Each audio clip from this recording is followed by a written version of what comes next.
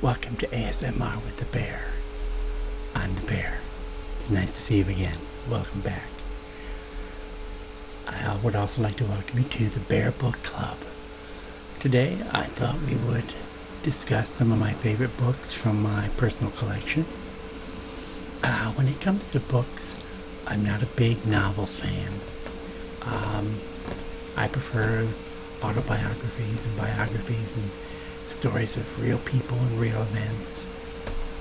The only novels I've read in the last 150 years were the Harry Potter novels. And initially, when they first came out and everybody was raving about Harry Potter, I thought, it's a kid's book. Who wants to read that? Well, one of the grandkids had the first copy, and I sat down and read it. And wow, this is pretty awesome. So after that, I had to go out and pick up the 2 or 3 new books that had come out since then. And I actually did something I never in my wildest dreams thought I would do. I actually went and stood in line at a Walmart at midnight in Branson, Missouri, to get my hands on the latest Harry Potter book. Pretty amazing stuff. J.K. Rowling is an amazing author, and she has one heck of an imagination. But anyway, like I said, I prefer novels, autobiographies and that type, as opposed to an actual novel.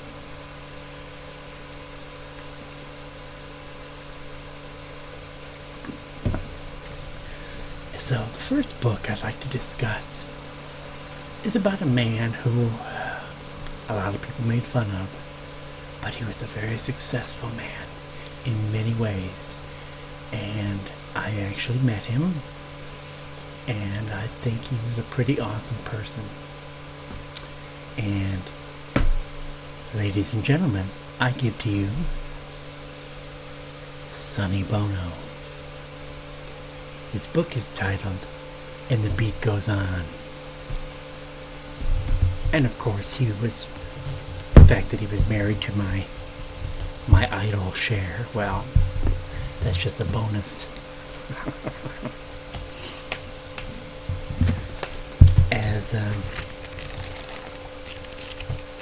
Sonny says in his book, I didn't think I had any talent. I could barely sing, couldn't play the piano, felt I couldn't do anything. My dad told me I'd be a failure. Everyone else believed it too, but I fought it. I convinced myself to grab any opportunity that came my way. I was always thinking, always on the lookout for anything, any opportunity. So Sonny writes in this frank and touching autobiography, And the Beat Goes On, a dramatic and entertaining saga of an underdog and fighter, a man who lived the American dream, got knocked down more than once, yet rose again to new triumphs. It's also the love story of one of the greatest singing duos of the century, Sonny and Cher. A breathtaking portrait of the romantic Sicilian kid from Detroit and the innocent, doe-eyed teenage runaway, 2 lost kids who shared the same dreams. With sizzling details of the bopping and rocking music scene of the 50s and 60s, the go-go years of the early 70s, TV and the big bucks gamble of the movie business, this bittersweet memoir reveals Sonny and Cher's roller coaster ride to superstardom, their fast-track wild days, and their passionate, lifelong love-hate relationship. From Sonny's days pitching songs to Hollywood storefront record labels, from the back of his meat delivery truck to his shocking first date with Cher, from the first nightclub act as Caesar and Cleo, yeah, they went out with Sonny and Cher, to their overnight success with I Got You Babe, from the high times with Jackie Kennedy and the Rolling Stones to losing it all in a bad movie deal. Sonny Bono's story is one of triumph over despair time and again.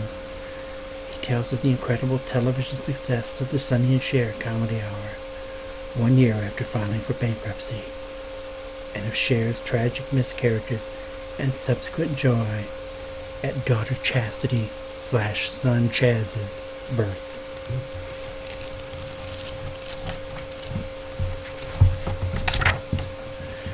He shares his descent into dark depression when not long after, at the height of their comeback, Cher announced that she was leaving him for their guitarist. She left the next morning, but they kept up the facade of being together, just as years before they'd pretended they were married before they tied the knot. After Cher filed for divorce, her boyfriend, record executive David Geffen, moved into the house she still shared with Sonny. Geffen convinced her to go out as a solo artist. When Sonny and Cher divorced in 1975, Cher claimed involuntary servitude, and Sonny claimed loss of business opportunities. A week later, Cher married Greg Allman. The loving innocence of the I Got You Babe 60s was gone. In 1987, Sonny and Cher sang together again on Late Night with David Letterman, and a generation watched, hoping to see and feel that love again, remembering when they too felt that same way. Off stage they said goodbye, Sonny with his much-loved fourth wife Mary, Cher with her boyfriend Rob Camilletti. "We've come a long way," Sonny laughed, and they had. A few months later, Sonny saw Cher triumph when she won the Academy Award for Moonstruck. The next day, Sonny triumphed too, winning his race to be mayor of Palm Springs. That's where I met him, when I was living in Palm Springs. My office was right next door to City Hall. In this candid tale, Sonny shares his trials and tribulations as a father, lover, and husband.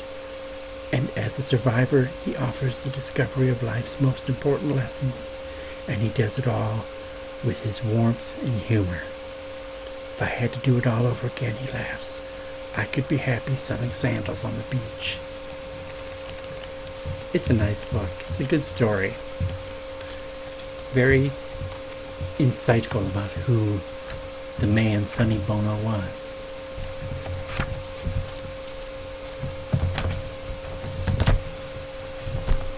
Well, enough of that. Another one of my icons, favorites, was a woman who said what she wanted, did what she wanted, and reinvented herself time and again, and rose to superstardom in my opinion. That lady was Joan Rivers, and her book, this book anyway, is entitled Still Talking. And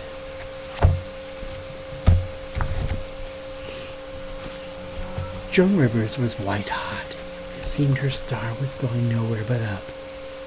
She had become permanent guest host of The Tonight Show. She was headlining in Las Vegas. She had triumphed at Carnegie Hall. Her daughter Melissa was the joy of her life, and the savvy guidance of her husband, Edgar Rosenberg, had successfully navigated her career to new heights. Joan Rivers was the golden girl, whose biting wit and outrageous humor had brought her to the top of her profession. Still Talking is the story of a woman who had lost everything. The story of a woman who worked 3 decades to reach the top. From working in the comedy clubs in New York's Greenwich Village to living out of suitcases on the comedy circuit across America. From the Second City in Chicago to the Ed Sullivan Show and finally to Johnny Carson. Then came Fox and The Late Show starring Joan Rivers. But what should have been the career move of a lifetime went awry long before the first show ever made it on the air. What happened to Joan Rivers had more to do with being a woman than with being a star. Ultimately, she was forced to choose between her husband and her career. The titanic confrontation between Edgar and Fox CEO Barry Diller had tragic personal consequences. petty fighting, games of one-upmanship, ego, exercise, and folly culminated in perhaps the most publicized debacle in talk show history. Joan stood by her husband and was out of a job. The phone stopped ringing. She was ice cold in the business. And finally, far worse, Edgar, her husband of 22 years, took his own life.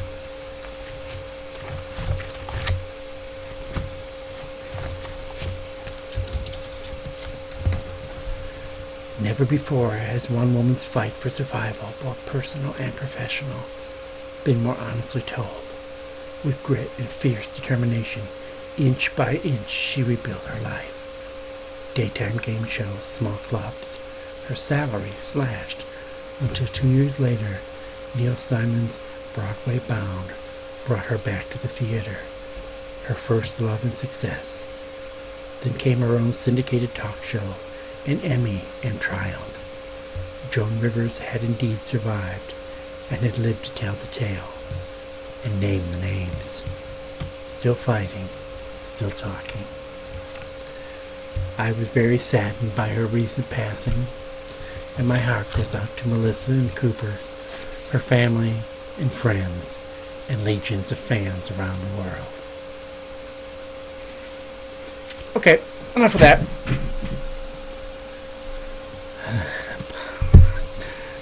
I'm thirsty.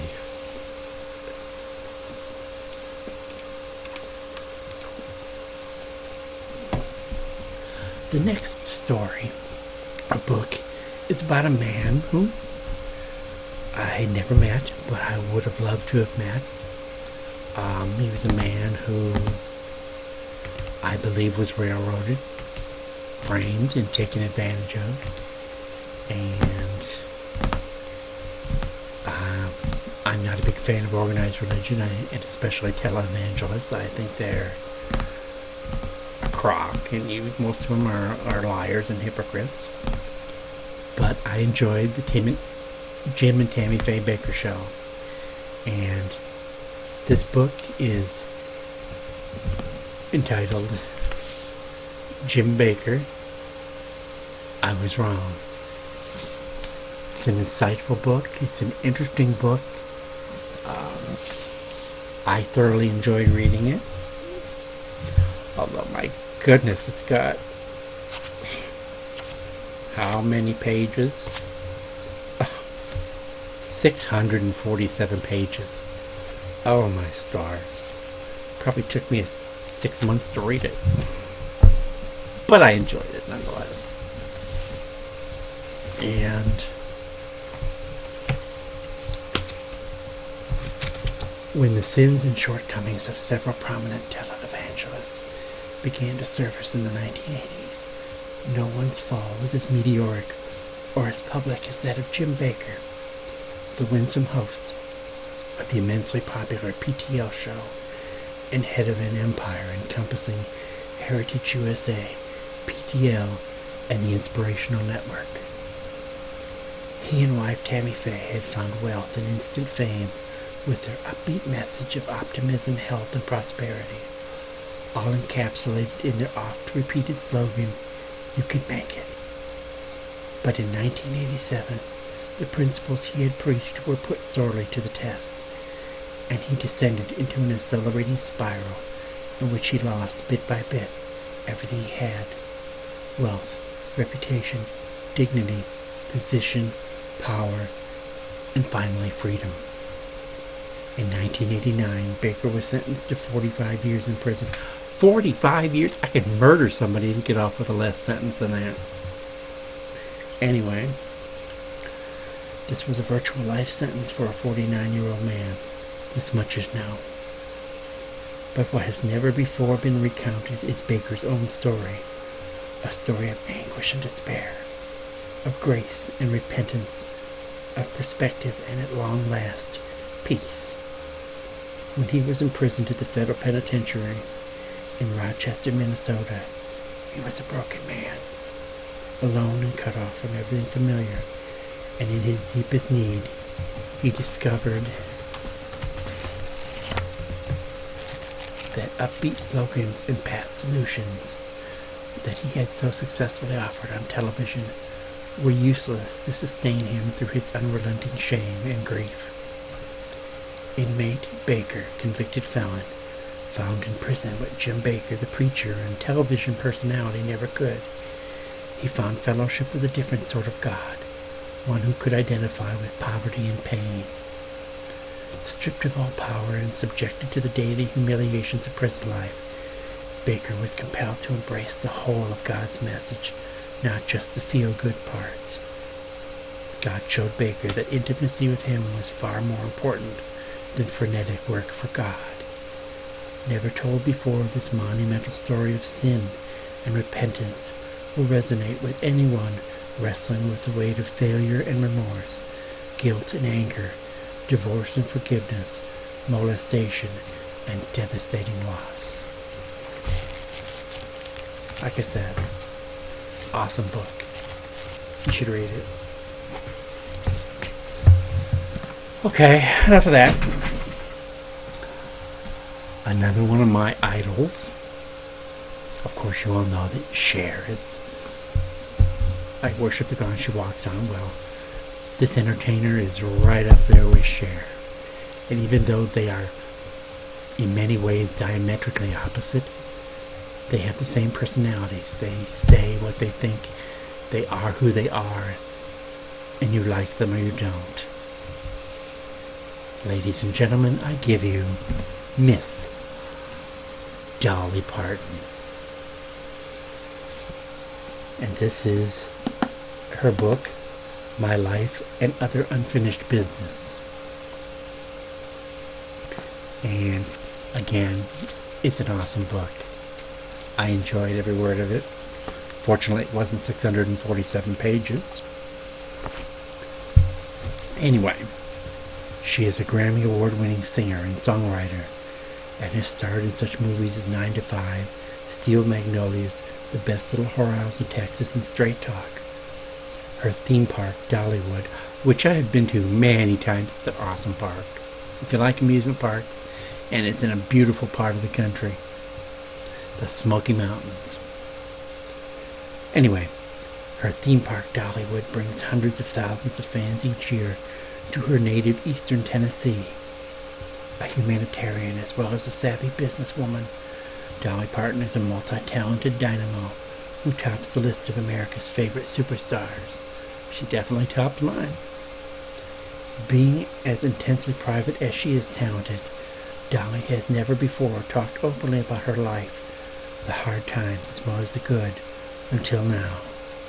In this inspiring autobiography, Dolly reveals how she got to where she is today, her no-nonsense attitude, and the down-home philosophy that has helped her from the start. This is the rags-to-riches story that millions have been waiting for, told as only Dolly can, with integrity, insight, and her unfailing sense of humor. In her Tell It Like It Is style, Dolly describes her tough but loving upbringing in rural Sevier County, Tennessee, growing up with her parents, brothers, and sisters in a close-knit home that, while materially lacking, was more than rich in spirit. The fourth child of 12, Dolly grew up amid the Smoky Mountain traditions that often fill her songs. From the beloved patchwork coat that her mother made for her, which was the basis for her classic song, Coat of Many Colors, to her wildflowers don't care where they grow. Dolly's young life was filled with the inspiration for the music that would lead the fiercely independent, ambitious 18-year-old out of Pigeon Forge, Tennessee, and bring her to Nashville with nothing but her guitar and her dreams. Here, Dolly candidly tells of her rise through the ranks of the country music community, from getting her first big break working with Porter Wagoner to striking out as a star in her own right, rocketing to the top of both the pop and the country charts, releasing 62 albums that have sold more than 50 million copies worldwide and earned her a reputation not only as a singer, but as the top-notch composer of such classics as I Will Always Love You, and 9 to 5. She discusses the ups and downs of her life as a Nashville superstar and describes how her faith has helped her overcome the obstacles that are inherent in her life. She talks about her friendships and working relationships with other stars, and how she balances her life in the spotlight with her unique marriage to her husband of 28 years. But for all the fame and fortune that she has achieved during her professional life, Dolly has never strayed far from her roots, and through her humanitarian efforts has given back a great deal to the community in which she grew up. In this long-awaited autobiography, Dolly reveals with great humor and heartfelt honesty the real woman behind the superstar, who after scaling the heights of success, still considers herself a simple girl from the country. I love it. I love it. Okay, that one's over with. And of course, we all know I simply adore Cher. So we have 2 Cher books here. One is entitled Cher, The First Time. The other is an unauthorized biography called Totally Uninhibited, The Life and Wild Times of Cher. And of course, I enjoyed every word of every page. And let's see, how going back to Jim Bakker. His ex-wife, Tammy Faye Bakker, who became Tammy Faye Mesner. I met her. She was an amazing woman in many, many respects. I thoroughly enjoyed these books. Her first book is called Telling It My Way by Tammy Faye Mesner. And her second book was entitled I Will Survive and You Will Too. When I was a little girl, I had it all figured out. I'd grow up, get married, have babies, and live in a pretty house with a little garden out back. Well, things did pretty much turn out that way. I have my wonderful husband, Ro, my 2 great kids, and although our house is by no means a mansion, it is my home. But no one ever told me about the roller coaster I'd have to ride to get here. Let me tell you, I just about seen it all. Betrayal, heartbreak, divorce, humiliation, sickness, and death. There were times when I just wanted to crawl into bed, put the covers over my head, and stay there. But something wouldn't let me do that. I was able to make it through the hardest times with support from my true friends and family, and an unbreakable faith in the Lord. And through it all, I picked up some important lessons that keep me going, even today, whenever I stumble along the road of life. In these pages, I want to share with you all these lessons, so that you too can feel good about yourself, learn to forgive the shortcomings in yourself and others, and always remember what really matters. Life isn't easy. If it were, it would be boring. But I know now that no matter what this world throws at me, I will survive, and you will too. An amazing woman. She really was. Well, I think that'll bring this installment of the Bear Book Club to a close. And I will let you get about your day. Thank you for your time and attention. I hope I didn't bore you too much. You take good care of yourselves and have yourself a pleasant afternoon.